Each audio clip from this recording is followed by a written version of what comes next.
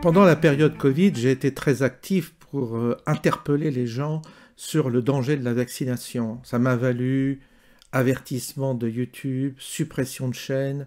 Enfin, ça a été la grosse galère, démonétisation de la chaîne. Enfin, vraiment, j'ai connu une sale période parce qu'on ne pouvait pas s'exprimer sur le sujet. Non pas moi, en tant que personne qui n'a pas les capacités scientifiques pour parler de la question, mais je me faisais le relais de spécialistes, de scientifiques qui connaissaient très bien l'ARN messager. Et Alexandre Arion-Caude, nous avons le docteur Montagnier, professeur Montagnier, qui vous faisiez une vidéo de professeur Montagnier, vous étiez censuré. Perron, c'était pareil, vous étiez censuré, c'est un professeur en médecine. Et ces gens-là qui nous alertaient, j'essayais de relayer leur discours, et à l'époque, j'ai été censuré. Et si nous n'avions pas été censurés, peut-être qu'il y a des gens qui auraient pu éviter de se faire vacciner et aujourd'hui de subir les effets secondaires du vaccin. Et vous verrez qu'à la fin, vous allez voir qu'il y a un monsieur qui s'est fait couper la jambe parce que c'est le vaccin qui l'a infecté d'une certaine manière. Alors, nous avons ici le docteur Perron qui nous alerte sur un nouveau type de vaccin, toujours ARN messager, mais répliquant. C'est les animaux qui vont être vaccinés comme ça. On va les retrouver, ça va avoir des conséquences sanitaires terribles sur la population. Donc il faut vraiment alerter, vraiment, c'est très important. Et là, il faut à nouveau remédiatiser le professeur Perron, qui lui n'a jamais été condamné, qui est reconnu en plus, qui a été à l'OMS et tout ça, donc le gars, il connaît son affaire, il est respecté dans le monde, il a fait la préface du ministre de la Santé aux États-Unis, de Kennedy, donc on va l'écouter, vous allez voir, c'est alarmant ce qu'il nous dit, mais on est vraiment dans un monde de fous. Ce type se bat tout seul, il a un courage inouï, on l'écoute. Il y a encore beaucoup de Français ou dans d'autres pays des gens qui sont soit dans le déni, soit qui ont suivi le narratif officiel sans se poser de questions. Alors qu'on sait maintenant que ces produits qu'on nous a vendus comme miracle, c'est des produits dangereux qui ont été développés à la va-vite, sans les démarches officielles normalement obligatoires pour accéder même à la recherche clinique, c'est-à-dire aux premiers essais chez des premiers volontaires chez l'homme. Tout ça a été bâclé, les études chez l'homme, ça a été bâclé. On a injecté ça de façon obligatoire alors que c'est un produit expérimental, ce qui est totalement interdit par la loi. On a injecté des femmes enceintes, il faut 20 ans de recul pour une femme enceinte. Donc on a tout fait de travers. Maintenant, on sait qu'il y a des millions de morts dans le monde, il y a une chute de la fertilité dans tous les pays qui ont massivement inoculé ces cochonneries. Et que surtout, ce qui m'inquiète, et c'est pour ça qu'il faut dire stop, parce que les décideurs politiques, les médecins experts, même les autres médecins qui ont suivi le mouvement, les journalistes aux ordres, doivent savoir aujourd'hui que tout est là, toutes les données sont là, qu'ils peuvent plus dire on ne savait pas. Ça, c'est très important, parce qu'un jour, il y aura un temps juridique, même si je suis pas pour la vengeance et qu'il faut pardonner peut-être à beaucoup de gens qui ont été manipulés, mais il faut quand même que tout ça soit un jour jugé. Mais pourquoi prendre la parole aujourd'hui? Qu'est-ce qu'il y a d'important?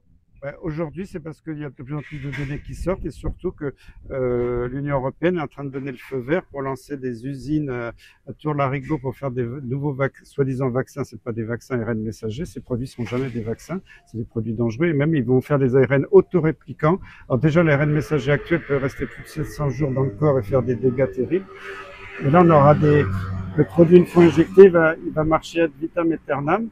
Qui va probablement raccourcir la vie de beaucoup de gens, et de savoir qu'on sait déjà que ces produits sont dangereux, qu'on continue et qu'on dans une démarche de continuer à fabriquer des produits qui vont être encore plus dangereux.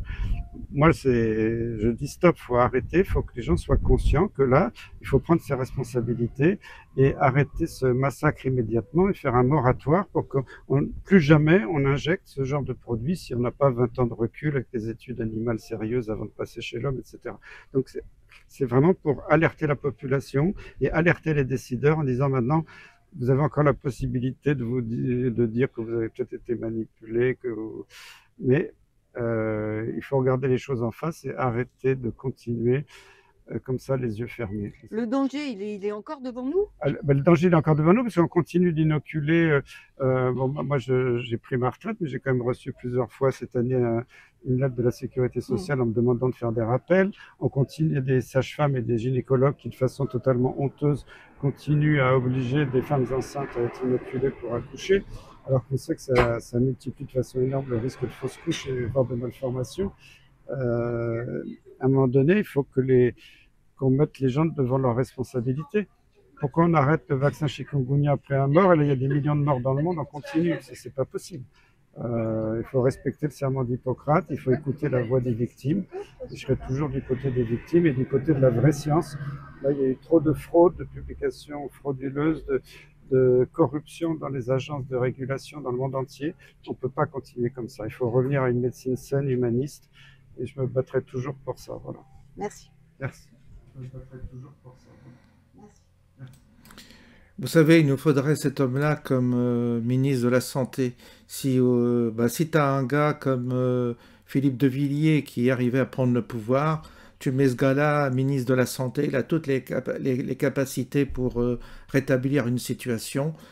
Il a du courage, enfin, vous voyez, c'est comme les Kennedy, c'est des gens comme ça qui ont du courage, qui se battent contre un système, contre encore ces puissances financières qui, à travers les laboratoires pharmaceutiques, engagent des millions d'euros, des milliards, voire, et sur le dos disons qu'ils exploitent ces affaires-là. Enfin, puis derrière, enfin, quand je veux dire, ils s'enrichissent, bien entendu, mais derrière, il y a une autre volonté, il y a une volonté d'eugénisme, c'est pas possible, parce que là, quand même, ça devient énorme, pardon.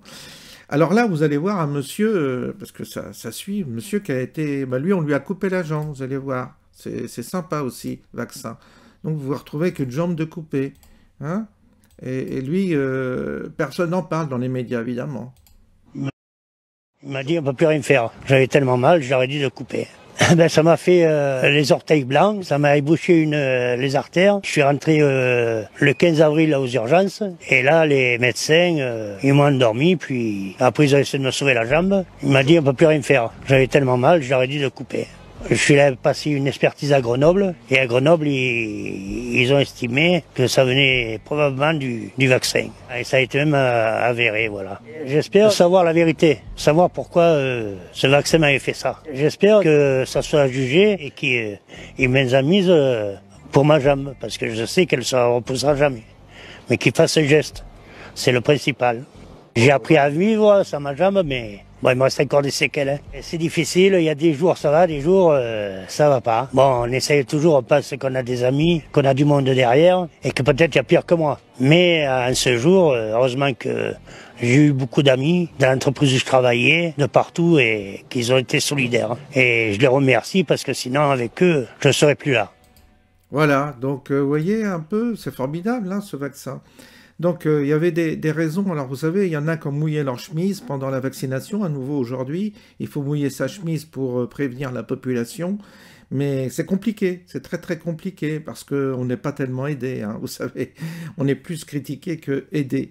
Et on a en face de nous des lobbies qui sont tellement puissants que c'est facile de nous squeezer, c'est facile de nous censurer, c'est facile de nous...